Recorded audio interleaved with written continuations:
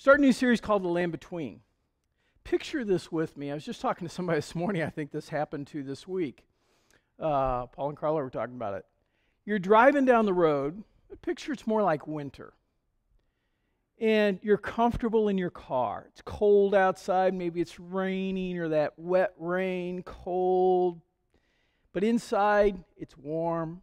You're comfortable. You've got your coffee. You're going down the road, paying attention to the road, and catching up on Facebook and so on. But it's late at night, and then suddenly something happens with your car. And you're forced to pull over. And you have to get out of this warm, protective bubble. And the minute you open your car door, the wind hits you, the temperature hits you. All of a sudden, cars are going by at 70, 80 miles an hour. And where a second ago you felt pretty comfortable, pretty safe, now all of a sudden you feel exposed. You feel vulnerable. In a moment, everything has changed. The environment that you're in has completely changed in a moment. Life is like that.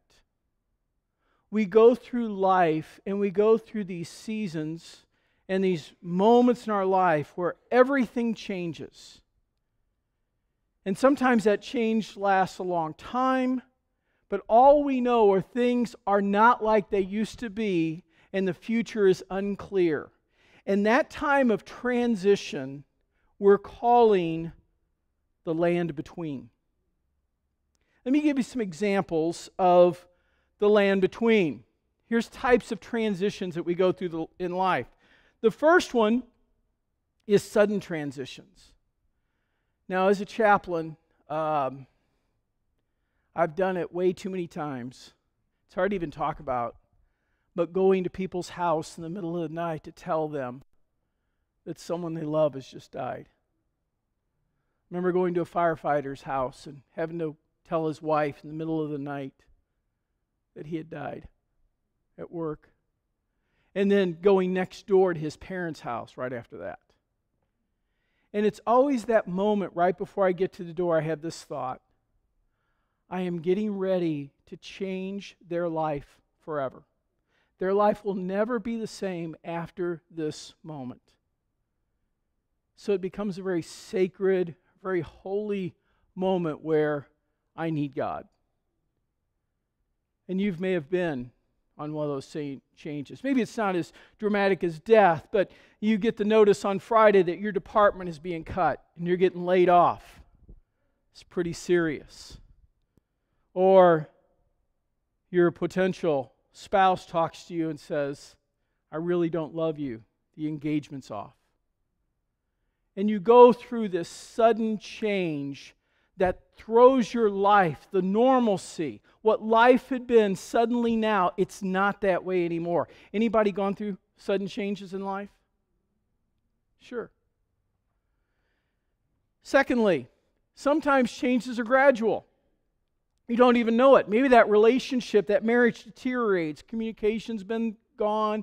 Trust has been broken. But over time, it's just slowly deteriorated to the point where now it's done. Or maybe, the company put money into it and you've cut expenses and done everything you can, but quarter after quarter, sales are down. And you just realize you're not going to be able to make it. Whatever it might be, maybe it's a situation where, a relationship with a child that just slowly deteriorates and becomes more strained and bitterness grows. In every one of those situations, that transition, even though it's slower and more gradual, it's still a reality. How many have been through some of those or in one of those right now, those gradual transitions? And then finally, there are the self-caused or self-inflicted transitions. You jumped into that relationship and it looked so good at the beginning. Or maybe you took that job because it paid a little bit more. And you realize you've made some mistakes in life. You chose to jump in the job market instead of going to college, and now maybe you're suffering because of that. And you feel somewhat trapped in this place. You're in the land between. And everybody in this room has either been in a transition or in this land between, or you're currently in one, or you will face one. Because nobody gets through life without passing through the land between. And that's what we're going to focus on for the next several days, or next several weeks. Now, Moses gives us, he records Israel's transition from slavery in Egypt going to their promised land. And in these stories from the Old Testament of the Exodus, there are some incredible timeless lessons. Even though this was thousands of years ago, there are incredible lessons for us today in how we navigate the land between. And here's the key. Our response to God while we're in the land between is what will determine whether our journey through this land between, through this desert we're going through, will result in spiritual growth or decline. And usually it's a lot of both. You ever go through that? God, I'm trusting you. No, I'm not. God, I'm really trusting you, but I'm worried. God, I'm really trusting you, but I'm going to do my own thing. God, I'm really trusting you, but I'm so mad at you. There's a lot of that in the land between.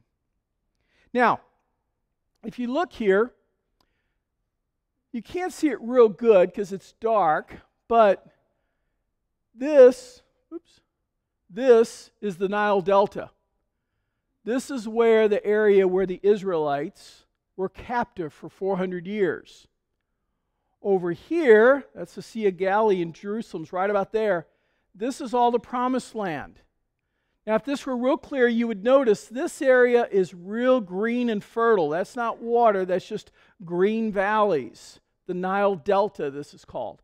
And over here, this area is real green too. But this is where the Israelites have to cross. And the problem is, what color do you see there? Brown. Because that's desert. And it's dry. And there's nothing that grows there. And we'll look at that. Now, God has promised the Israelites, going all the way back to Abraham, a promised land. But they've been captive for 400 years, over 400 years in Egypt. And during this time of slavery, God hears their cries. He reaches out to Moses. He speaks to them in the burning bush. He says, Moses, you're going to be the deliverer of my people. And Moses goes to Pharaoh, and you remember all the plagues, to convince him that they should release the Israelites. They do, and they head out on their exodus. Now, this should have been about an 11-day journey. So if you look on a map, I checked it here, and if you fly from Cairo to Jerusalem, it's about 263 miles. If you walked it, it'd be about 263 miles. Now notice, it's 1,734 miles by car, because you can't go from here to there. So you have to go this way. And it's interesting because that's the journey and the route that people have been taking for thousands of years. It ends up being the route that the Israelites were going to take. But they knew the terrain, they knew from traders what was going on, and they expected to take this route. Because don't we always want the smoothest path to where we're going? I've got a challenge, so what's the quickest way out of here? There's the door. Let's run through that one. But that wasn't God's plan. And what should have been a 6-day journey, or an 11-day journey, it describes in the Bible, ends up becoming a long trip. Now, they did not have provisions for a long journey. They just didn't. So they run out of provisions, and one of the things they run out of is food. So God provides food for them in the desert. And this food, it's interesting, they would go out and gather it every morning. And they went out and it was like seed on the ground, and they said it would come with the dew, and they would gather up, and somebody would say, "What is this?" And somebody else would say, "I don't know, what is it?" And somebody else would say, "I don't know, what is it?" And so that's what they called it. What is it? The Hebrew name for what is it is, ooh, y'all are smart. So they have manna.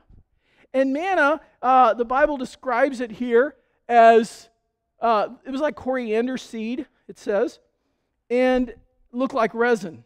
And the people would gather it, and then they'd ground it in a hand mill or crushed it in a mortar, and they cooked it in a pot, made it into loaves, and it tasted like something made with olive oil. When the dew came and settled on the camp at night, the manna also came. So they got to have manna every day. Manna. Now, how many ways can you make manna? Well, there's lots of ways. Watch this. You can barbecue it, boil it, broil it, bake it, saute it. There's manna, kebabs, manna, Creole, manna, gumbo, pan fried, deep fried, stir fried. There's pineapple, manna, manna, coconut, manna, soup, manna, stew, manna, salad, manna, and potatoes, manna, burger, manna. sandwich. That's about it. Manna. He did mention manicotti. Banana bread, you know. So, but this is what they ate. Now, the thing, no matter how good it is, what's going to happen after a little bit? They're going to get tired of it. So here, watch the next verse. The rabble with them, I like that, began to crave other food. And again, the Israelites started wailing and said, "If we only had meat to eat." We remember, and it's always interesting when you're going through a transition. You're in that land between. No matter how bad it was back there, it's somehow always better. It starts looking better than things are now because the future's unclear and we're uncertain. It says, and we remember the fish we ate in Egypt at no cost. Well, of course it didn't cost you anything. You were a slave. Also the cucumbers and melons, even the onions and leeks were good. But now we've lost our appetite and we never see anything but this manna. You know, it's easy to be critical of these people and say, well, God's providing for you supernaturally right there. What are you complaining about? You don't have anything to complain about, but, you know, given the right circumstances, I'd be complaining too. I know, because I do. Have you ever been in that season of life where your budget's really limited and you end up having your food choices limited too? Anybody ever feast on these for a season in your life? Yeah. I bought these yesterday. I didn't even know they came in all these flavors now, which just means more salt and everything and artificial stuff, but 20 cents a packet. 20 cents a packet. Why wouldn't you just eat this all the time? Think how much money you would save if for a month you just ate this twice a day. I didn't even do the math, but gosh, that's less than $1 a day. You know, $30 a month? I think we pay twice that in groceries, don't we? I don't buy them, but I think probably. Our grocery bill goes up that much just if I go along. Let's try this. Yeah. And we've all been there, but after a while you begin to resent these. Even the crinkly packages. And you don't care if it comes in fish or sweet and sour or whatever. It just becomes the same thing every day. And for a lot of people, that's the way life has come. See, I said earlier that nothing grows in the desert. Nothing grows in the wilderness. But that's not true, because the land between is fertile ground for complaint. You know what I'm talking about? And I mean, sometimes it's legitimate. You know, we're feeling at the end of our rope that we've got to have some kind of change in life. You ever find yourself saying, I'm so sick of this. I'm tired of coming to the end of the month and having more month than money. I'm tired of living in my in-laws' basement. I'm tired of sending out resumes and not having anything come back. I'm tired of going to a nursing home and seeing a parent who doesn't even recognize me. I'm tired of feeling misunderstood, unappreciated, unvalued, unloved. In those situations, it's easy to fall into complaint. So what the Israelites are really saying is, God, it was better for us to be in slavery in Egypt than it is to be following you. Ever asked that question? God, I'm supposed to be a believer.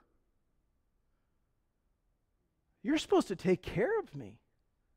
Why am I in this land between? And that's the big question, isn't it? God, if you're good, and if you're a good father and you love me, why am I in this land between? Why am I going through this desert right now? Why did God allow it? Well, the land between was a space where they were to be transformed from a people of slavery into a people of God. These are people that have been institutionalized for hundreds of years. And now they've been told what to do, what to eat, where to work. They've had no choice. They've had no decisions to make, no responsibility except to just obey someone's voice. And what God is trying to do is develop them into a people that will follow Him, into a people that will trust Him. God was trying to forge in them that very thing of trust.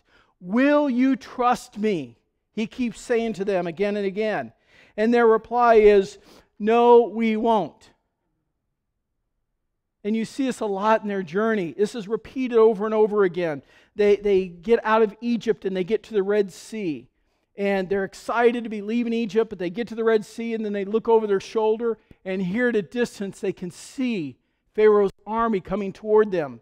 And it says here that as Pharaoh approached, the Israelites looked up and there were Egyptians marching after them. They were terrified and cried out to the Lord. And they said, Moses, was it because there was no graves in Egypt that you brought us out here to die? They're not jumping to any conclusions, are they?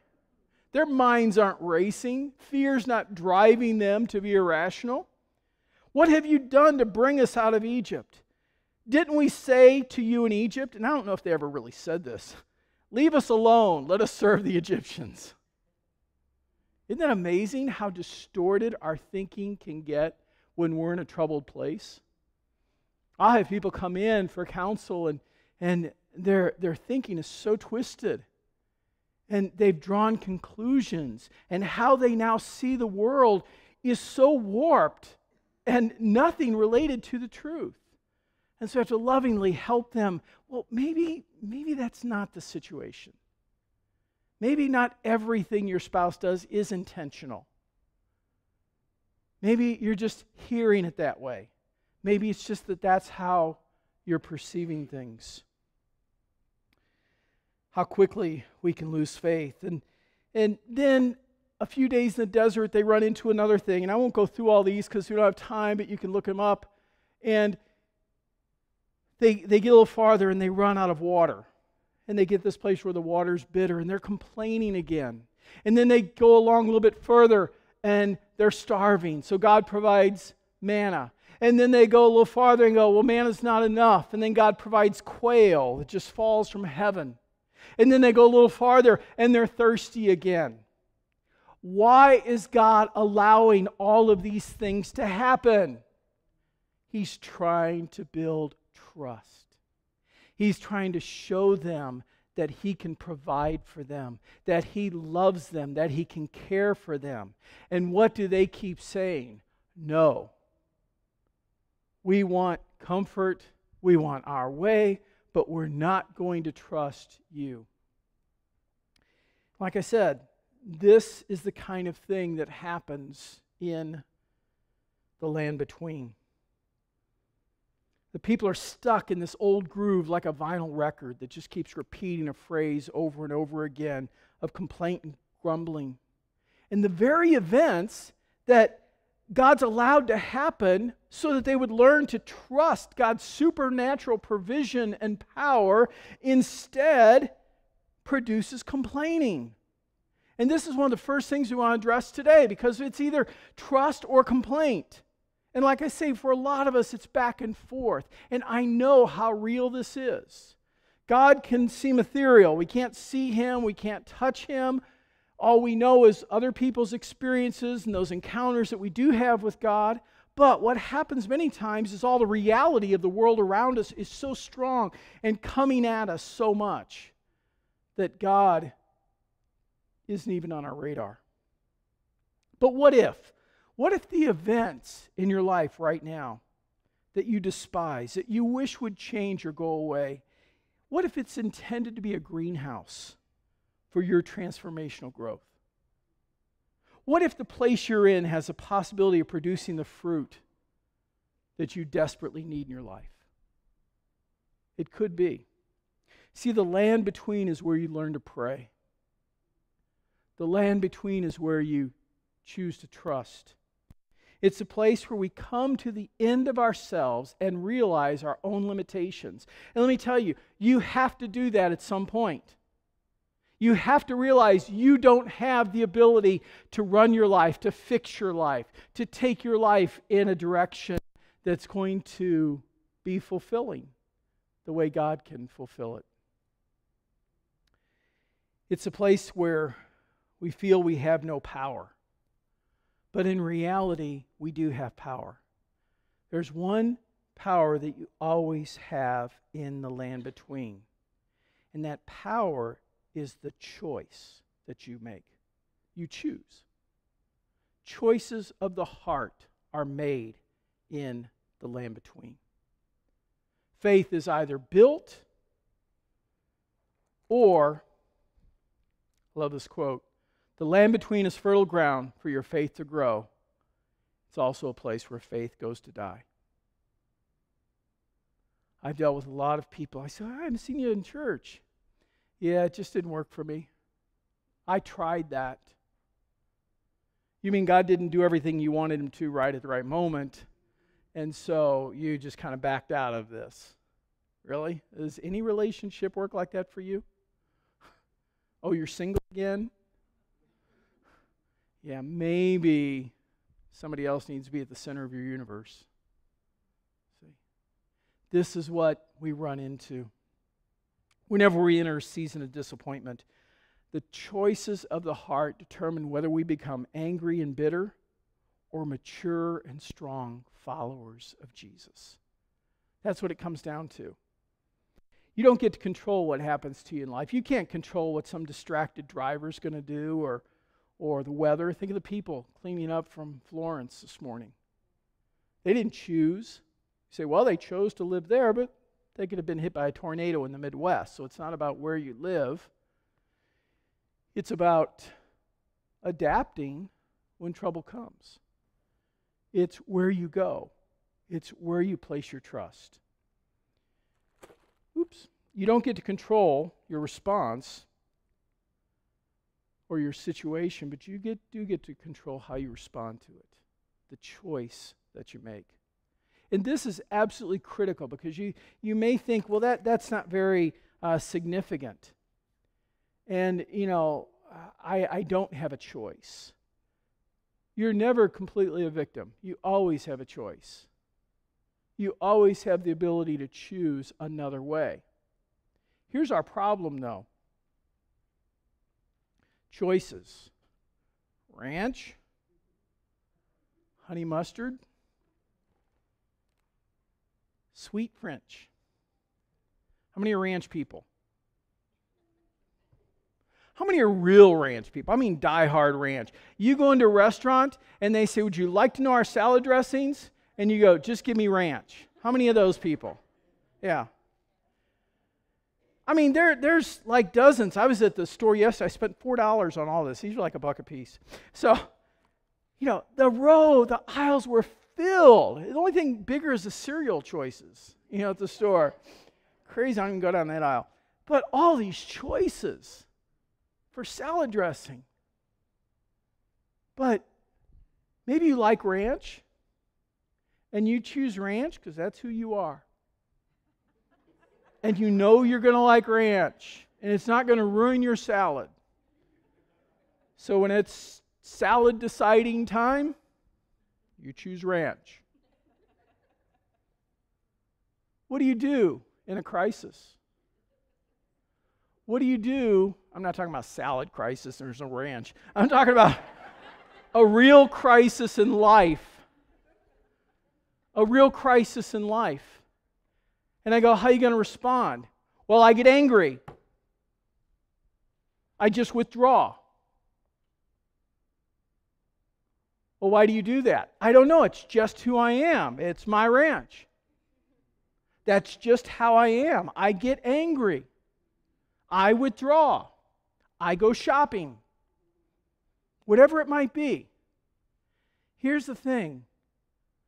What if, and I will say not even what if, the truth is you choose to be angry. You choose to withdraw. You go, oh, no, that's just who I am. What if you've made that choice so often, you don't even care that there's alternatives? You don't even care that there's another way because that's who you are. When I'm in trouble, I react, I come out fighting, I worry, I'm a worrier. This is the very thing that God is trying to work out of you. And the only way He can work it out of you is to have you in situations where you choose. And of course, what's the conclusion? We all know that until we choose right, that land between can either be an 11-day journey or it can be a 40-year journey.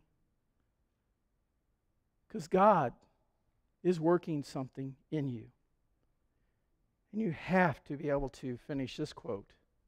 Given the choice between God making you comfortable or building character, God always chooses character over comfort. You've heard me say that 100 times, but it's one of those life things that we just have to embrace. God is building something in you. He's developing you into influencers, into people who trust God in a crisis, not only for yourself, but so that your faith can now bless other people, so that you can believe God to help others when they're in crisis, so they can look to you and you handle things differently. This is God's intention. This is what He was trying to build in the Israelites, is a people who wouldn't get to the promised land and after the first year of bad crops turn to Baal or whatever. And ultimately they did. But He's looking for a people that He could shape. How he was tough on the disciples. He was hard on Peter at times. But He was building him into somebody who could lead the entire church and take this movement that He had created further to impact the world. And it's those times in the land between that God works in us to bring about change. Let me finish with this. Years ago, I was in business and built a business to take a sabbatical from ministry. It was going to be out 30 days. 30 days turned into 6 years. That was my land between.